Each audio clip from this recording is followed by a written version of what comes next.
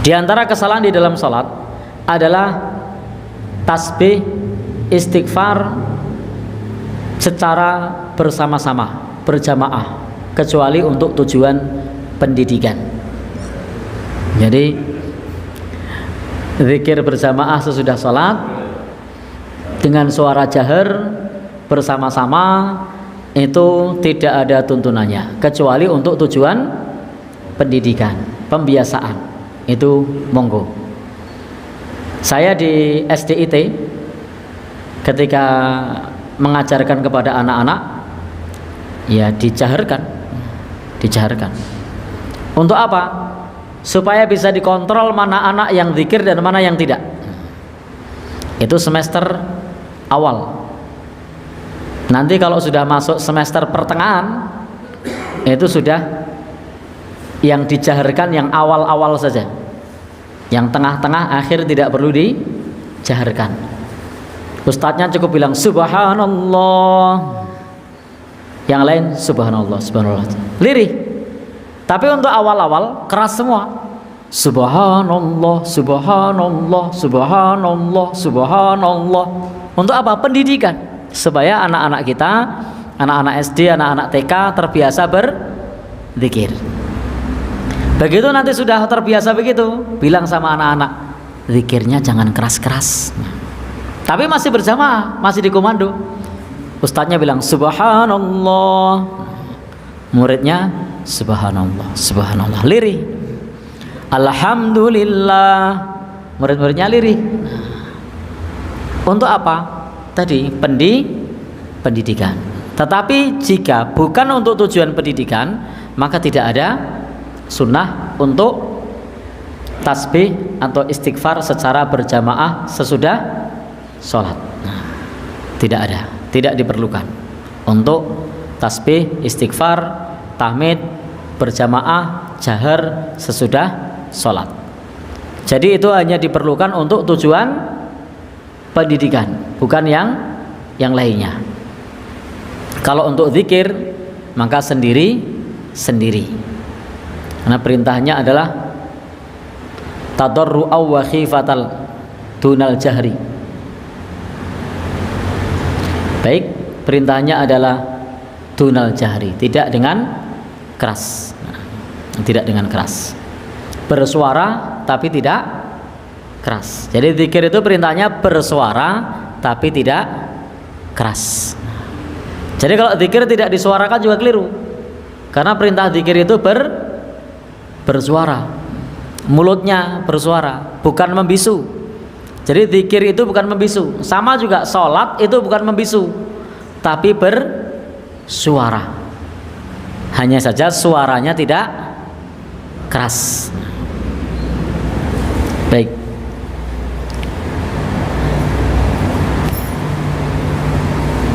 Adapun perkataan sahabat Ibnu Abbas, semoga Allah Subhanahu wa taala meridhoinya, yang menjelaskan bahwa mengeraskan suara dengan zikir ketika orang-orang selesai dari sholat terjadi pada masa Nabi, maka ini ada penjelasannya.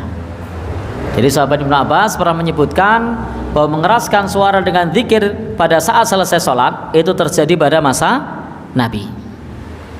Maka dalam hal ini Al-Imam Ibnu Hajar menyebutkan, Ibnu Battal mengatakan bahwa itu mengada-ada. Kemudian Imam An-Nawawi berkata, Imam Asy-Syafi'i membawakan hadis tersebut dan menjaharkannya dalam waktu sebentar untuk mengajarkan sifat zikir. Jadi bukan terus menerus. Jadi justru ini adalah dalil untuk mengajarkan sifat zikir, bukan terus menerus. Jadi riwayat Ibnu Abbas ini benar, tetapi untuk mengajarkan sifat zikir, bukan terus menerus dengan keras. Justru ini dalil kalau pendidikan. Tetapi kalau kemudian dilakukan terus menerus, maka sebagaimana yang dikutip oleh Imam Ibnu Hajar bahwa ini adalah perkara yang mengada-ada kalau terus menerus.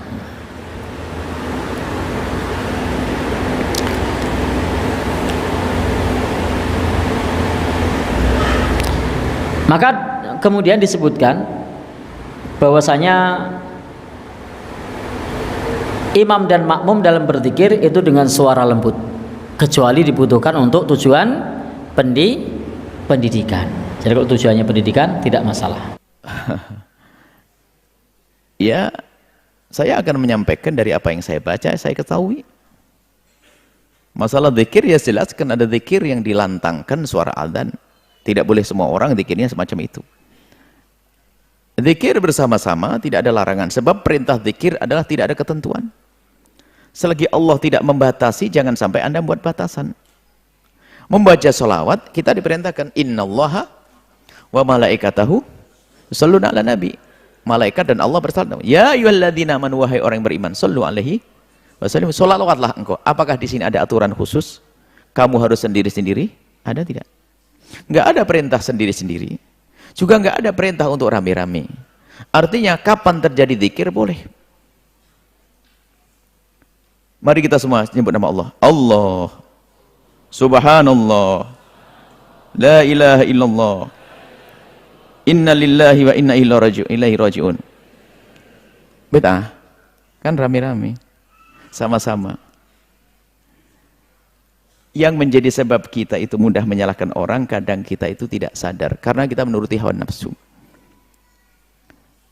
Suatu ketika, ini kejadian yang sesungguhnya, mungkin sekaligus dia sangat marah, doa kok bersama, doa itu sendiri baik. Akhirnya dia akhir majlis saya ngomong, ya Allah, semoga Allah menjadikan kita hamba yang ahli surga, amin. Nah, dia juga ngomong amin dia. Ini masya Allah, makasih Ustaz, kita barusan doa bersama.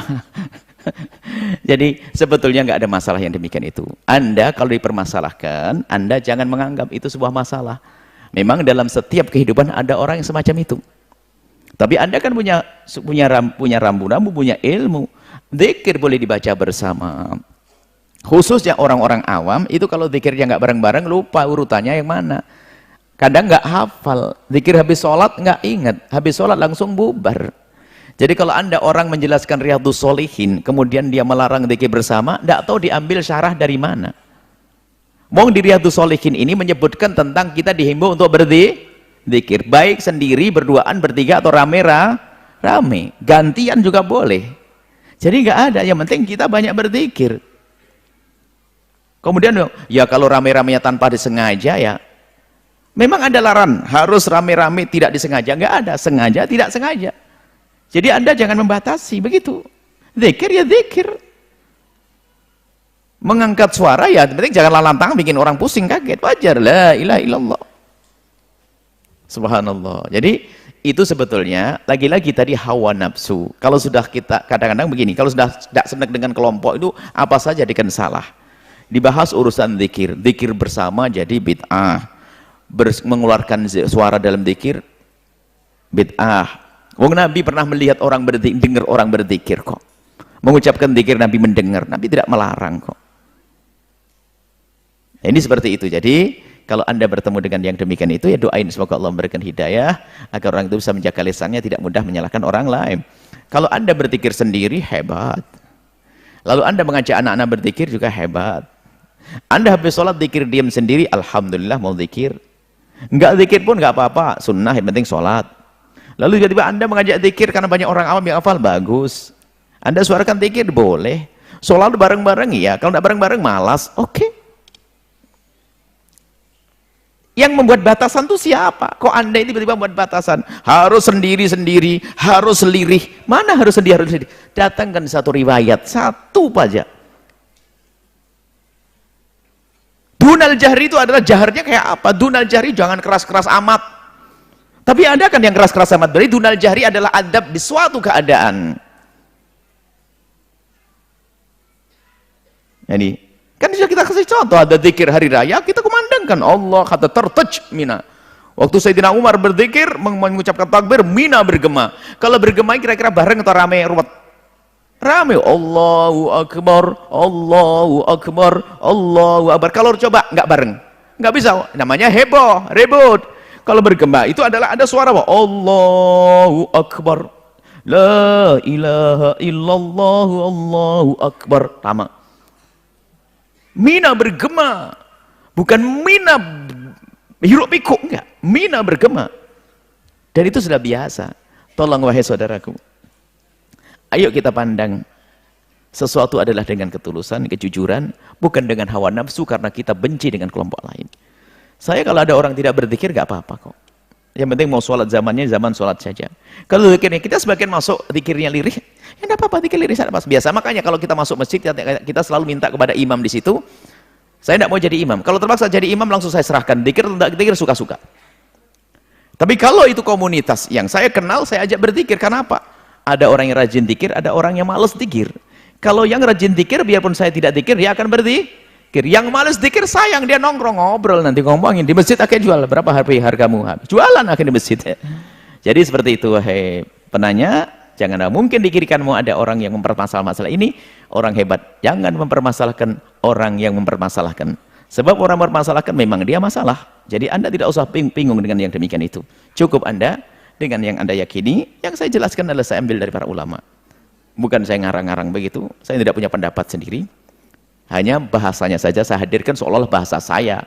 Ya gitu, semua tidak, saya ambil dari ulama. Jangan ngomong, wah Buya bisa menjelaskan hadis, tidak. Saya ngintip dulu dari perkataan ulama. Masalah dzikir saya baca perkataan ulama. Wallahu a'lam bishawab. Imam Syafi'i juga, lihat, beliau memilih ketika setelah sholat berzikir sendiri-sendiri, bukan rame-rame. Imam Syafi'i berkata, wa akhtar lil imam wal ma'mum an yadhkurallah ba'dal insiraf minas salat wa yukhfiyani dzikra. Aku memilih pendapat bagi imam dan makmum untuk berzikir kepada Allah setelah selesai salat, wa yukhfiyani dzikr, dan dua-duanya berzikir dengan lirih, baik imam maupun makmum. Illa ayyakuna imaman yuhibbu an yuta'allama minhu fayajhar hatta yara annahu qad tu'allima minhu thumma yusir. Kecuali imam, orang-orang ingin belajar zikir setelah salat darinya, maka dia keraskan agar orang-orang belajar. Kalau dia lihat orang-orang sudah ngerti, dia sirkan kembali, dia lirihkan kembali.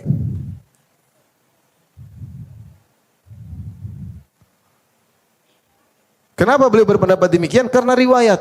Kata beliau, wa ahsabuhu innama jahara qalilan liyata'allaman nas minhu. Karena ada riwayat-riwayat Nabi berzikir dengan suara keras. Kata Imam Syafi'i, menurut saya Nabi SAW ketika dalam riwayat berzikir dengan suara yang keras adalah agar untuk orang belajar dari beliau. Wa dzalika li anna 'amatar riwayat allati katabnaha ma'a hadza wa ghairiha laisa yuzkaru fiha ba'da taslim tahlil wala takbir. Kenapa? Karena kebanyakan riwayat yang sampai kepada kami tentang setelah salat tidak ada tahlil, tidak ada takbir. Wa qad yuzkar annahu dzakara ba'da salat bima wasaftu wa yuzkar insirafuhu bila dzikrin. Namun ada sebagian riwayat setelah salat beliau berzikir sedikit, dan disebutkan juga setelah salat beliau tidak ada zikir. Ini paling banyak datang kepada kami riwayat Rasulullah setelah salat tidak ada zikir yang diperdengarkan. Wa dzakarat Ummu Salamah muksahu wa lam yadhkur jahran wa ahsabuhu lam yamkuth illa liyadhkura dzikran ghairu jahrin. Dan Ummu Salamah menyebutkan Rasulullah SAW setelah salat beliau berdiam. Namun Ummu Salamah tidak menyebutkan Nabi berzikir dengan zikir yang keras. Maka menurutku tidaklah Nabi setelah salat berdiam sebentar kecuali untuk berzikir, tapi zikir yang tidak keras. Faham maksud saya? Atau saya ulangi lagi? Jadi Imam Syafi'i berpendapat setelah salat zikir pelan, tidak usah apa? Keras. Kenapa? Karena menurut dia riwayat datang yang banyak sampai kepada beliau rata-rata menyebutkan Nabi setelah salat tidak ada disebutkan Nabi setelah itu apa? Zikir dengan keras-keras. Bahkan Imam Salamah ketika meriwayatkan Nabi setelah salat duduk sebentar di tempat duduk salatnya, setelah salatnya Ummu Salamah radhiyallahu anha tidak menyebutkan Nabi berzikir dengan keras. Terus buat apa Nabi duduk sebentar? Tidak lain dia untuk berzikir, namun zikirnya tidak keras. Adapun hadis-hadis riwayat yang menunjukkan Nabi terkadang zikir keras adalah untuk mengajarkan kepada para sahabat. Paham maksud saya? Maksud saya Imam Syafi'i tidak sebebas-bebas ngomong. Boleh. Hukum asal boleh, kenapa tidak boleh? Kalau makan hukum asal boleh. Kalau ibadah hukum asal itu tidak demikian. Terikat dengan apa? Dalil. Ini semua perkataan Imam Syafi'i.